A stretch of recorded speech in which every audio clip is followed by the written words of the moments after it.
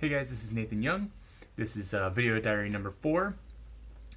Just so you guys know, a little update on my progress. I will be at 51 credits, I believe, as of 2 weeks from now. So by Thanksgiving, 51 credits. Very excited. This video is going to be about DSST, Clep, Tecep exams and my experience with them and sort of like the things to know.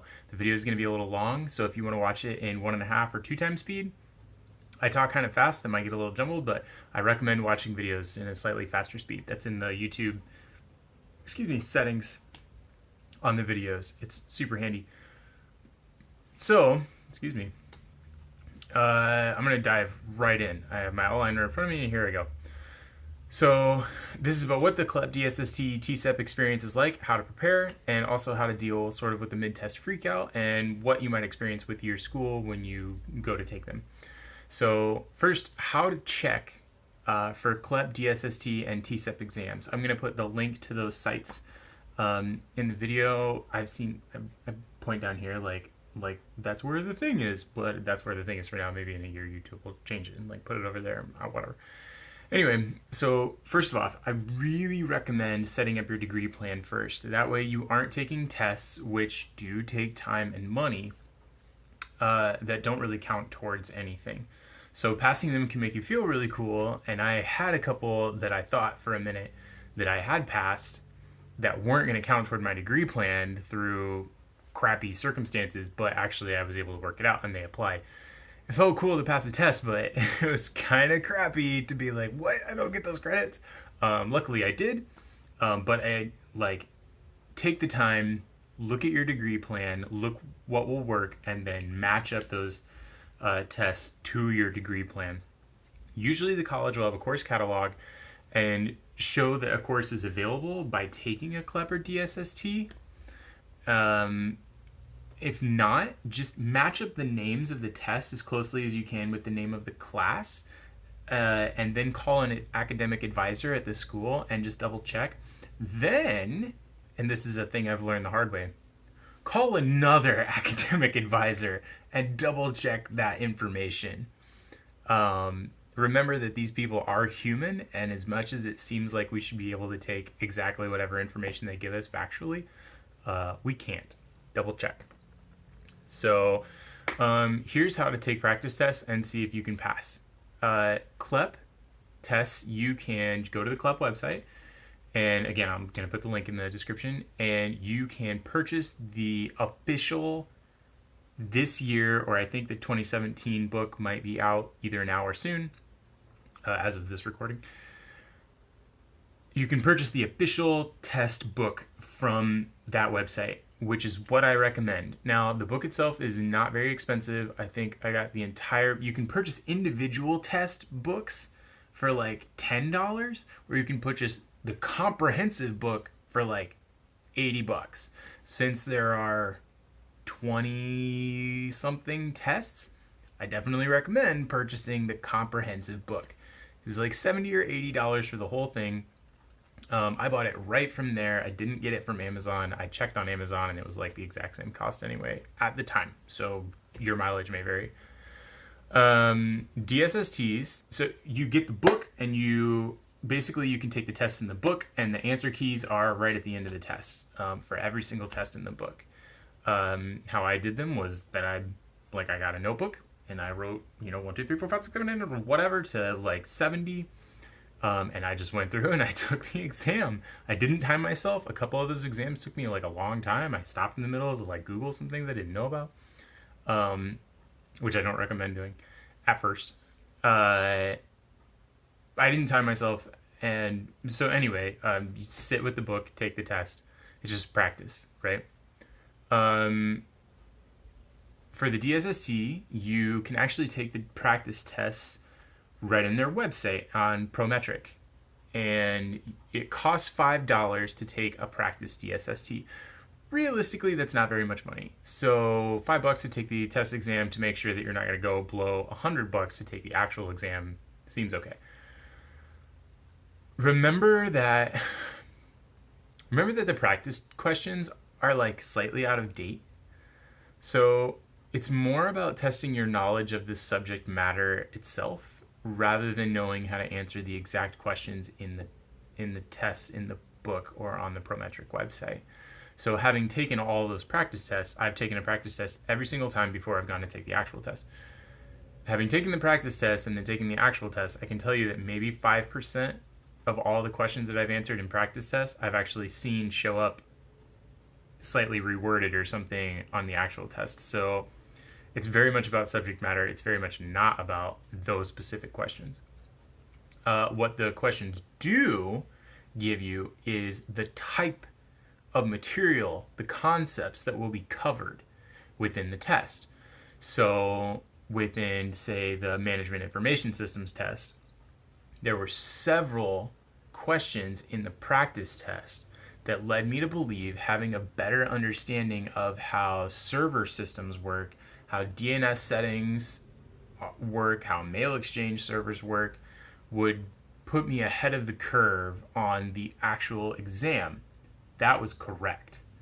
So it wasn't, what is the DNS server route, blah, blah, blah, blah, blah. Being able to answer that one specific question was not super helpful, but understanding what is a DNS server and how does that function within the hierarchy of like technology, that was super helpful on the actual exam. So practice tests give you the concepts that will be contained within the actual exam.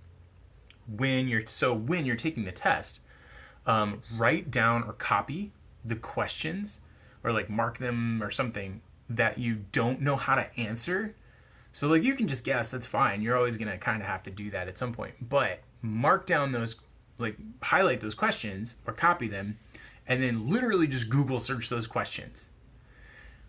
Then spend like 10 minutes learning about sort of the stuff that pops up. So like in the case of the DNS server, he was asking me a question about DNS servers in the management information systems test. Well, I don't really know anything about DNS servers. Well, I didn't. I know a lot about them now. So when I Googled the question, it gave me the answer. Like it was on a forum, and I looked through there and I saw that here's the answer to that question, basically. But what I did instead of just finding that exact answer was to say, what are the components that make up, what are the concepts that they're trying to teach me within this question? What do they assume that I know? They assume I know what a DNS server is, and they assume that I know how traffic flows to and from a DNS server, and what the purpose of a DNS server is. Well, I didn't know any of those things, so I just spent 20 minutes learning about DNS servers and how they fit in the hierarchy of technology.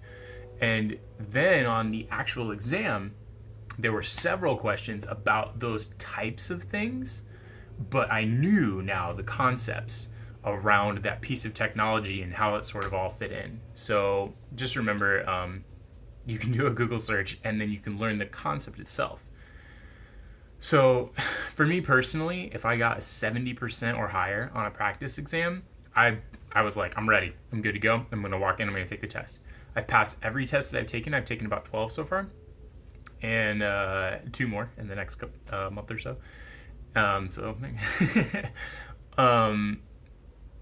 If I got above a 70, I just walked in and took the test, and some of them I studied not at all. I took the practice test, got a 70% or higher, and went and took the test and passed the test. The end. I took no extra time to do anything. I didn't Google search anything. I did whatever. That was my personal litmus test. Your mileage may vary again, but that's what I did.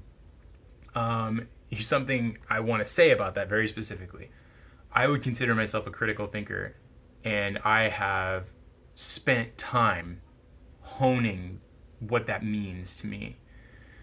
I would consider myself having really nurtured purposefully the ability to grasp concepts quickly, like whole concepts. So if you're talking about a particular item like celery, then I don't think about celery. I think about vegetables. I think about colors. I think about flavors, textures. I don't just think about celery. Does that make sense? I hope it does. So grasping the whole concept. Celery is a food, it's crunchy, it's what does that mean, right? Like, well, how does this fit in here? How does that fit in there? So grasping concepts as opposed to individual things. I've really spent time building that up in my life. And it means it's really helped me take these tests, because even if I don't know the answer to something, and I've run across this several times now, if the answer is actually factually wrong, which has happened to me many times. I've read an answer and been like, none of these answers are correct. I know exactly what the answer is, and it's not available here. In fact, the one that I know that they want me to say is wrong. So I've dealt with that. And then in like the comment section at the end, I'm like, hey, question 27 is wrong. You need to update that. So 2 things based on concept grasping. One is that reading the exact wording of the question has allowed me to say, well, these words literally mean this. And by definition, these answers run counter to that word. That means that those cannot be the answer. So things like, since the whole theory, or even if it's factually wrong, so you can kind of take it like this: if the whole theory of this field is fruits, all fruits are sweet, and the question is saying, like, that's the theory of the field that you're talking about. All fruits are sweet. That's the theory. And then the question you find within that test is, where is sour fruit located? Well, the concept is there are no sour fruits. Now, we know that's factually incorrect, but it doesn't matter. One of the answers is there are no sour fruits. It doesn't matter that it's not right. That is the answer for this test. So, that's the concept that the field is based on. I ran into that many times, especially in like human resources is almost all opinion based. Lots of managerial stuff, opinion based. Sales management, opinion based. Like, these things don't have hard, fast rules. They're all based on concepts, and concepts that were come up with by people, and people are fallible. And so that stuff changes, and sometimes it changes rapidly. There were a couple of questions in my computer systems one that like were asking about certain things at Apple or Amazon or pieces of tech, and like those things weren't true anymore. So remember that some of this stuff is a little out of date, and some of it might be factually inaccurate, but think about it from the concept of the field, not from that thing, not from the factual. So your job is actually, to sort of sum that all up, your job is a little counterintuitive here. It is not to show in the test that you are an expert in the subject matter. So like computer information systems or management information systems. It wasn't to show that I was an expert in management information systems. My job within that test is to show that I contain the information that a college class would give me, even if it's not actually right anymore. So being very familiar, that being said, being very familiar with the subject matter usually will get you there, which is where I've ended up. Okay, moving on. This is a long video. How to deal with mid-test panic. So at some point during the test, you're going to have the thought, what if I fail this test?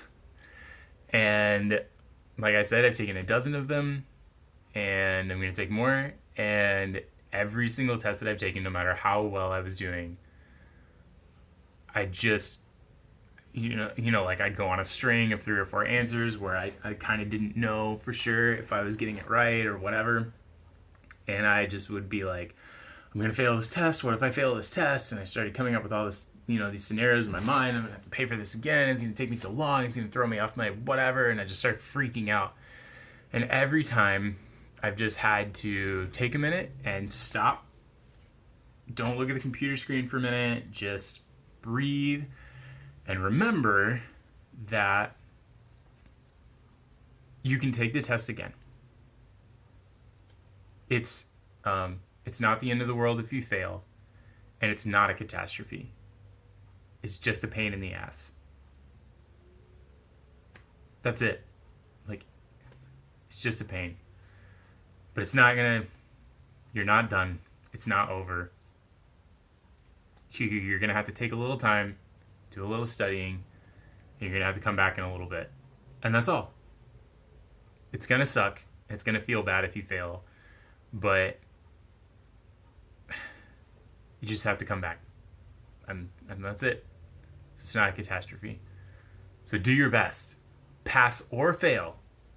You will then know what you need to do next. That's it. And then just trust your gut and keep going.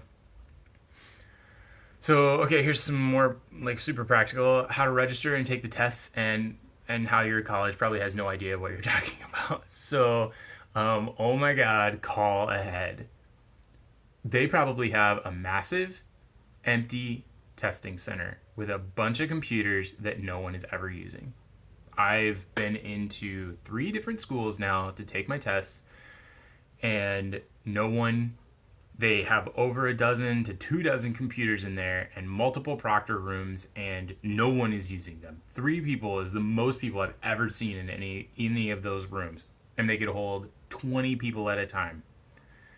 And so your school is not packed with test takers. In fact, every school that I've taken these tests at, the proctors don't know what I'm talking about. So when I say, hey, I need to schedule a DSST, they're like, what's a DSST? I've had to help my proctors sign in to like the DSST or Clep like testing environment. So be prepared that the people who are helping you take your tests have no freaking clue what they're doing. Just so you know. Here's another thing. The office will not take credit cards. Just almost guaranteed. It's freaking the worst. So make sure you ask, what is the proctor fee? There's always a proctor fee. So you're going to pay for the test and usually buy the test online. Then you're going to pay for the proctor fee at the school. Ask, what is the proctor fee? Then when they tell you, go get that much cash and bring that much cash. They're probably going to hand you a receipt that says you're registered for this test, even though you did it online. It doesn't matter. You're going to have to take that to the bursar's office, which is probably going to be on the other end of the school, which is, I've had to walk a mile across freaking campus to go to the bursar's office, to hand the bursar's office cash over, literally, my hand went over their credit card machine. Like I wanted to slap something. I wanted to slap something. But they won't take credit cards. And then they staple a receipt to my test thing, and then I walk back. That's it. Be prepared to be frustrated. Like this with the college is painful. It's painful. The time, you need to schedule your time. You should schedule your time, and you should be respectful, even though the college doesn't have this crap figured out. But the reality is that your test time doesn't matter at all. There's nobody in the room. Nobody's using these computers. You can test whenever you freaking want to, but you should still call ahead and still schedule an appropriate time. Just to make sure. Just prepare them, right? So, then it doesn't matter what time. You can show up whenever, and you can take your test whenever, but just be respectful and show up a little early, be on time, be prepared. Oh, one thing to know about the proctor environments. You can't have your cell phone. Don't even wear a watch. You can't have your bag. You're going to have to store your bag. Don't carry personal crap. You're going to have to empty your pockets. It's whatever. Just don't even bring it in. Just don't even bring it in. Just remember that. If you have something on you, they're going to have to take it off unless it's jeans and a t-shirt. We talked about what it's going to cost to take the test. It normally costs between $70 and $80 to get the test online, and then it's between $20 and $30 for the actual proctoring fee. And remember that you have to use cash at the school, which is stupid, whatever. That's it. That's everything. This video is incredibly long. Oh my god, 20 minutes. So I hope you watch this in double speed, and that's all for now. If you are curious about anything else on this topic, just ask me in the comments. And if you'd like to know anything about the whole how we're doing college really fast thing, you can ask about that too. Thanks, and hopefully my next video will be on the next week or so.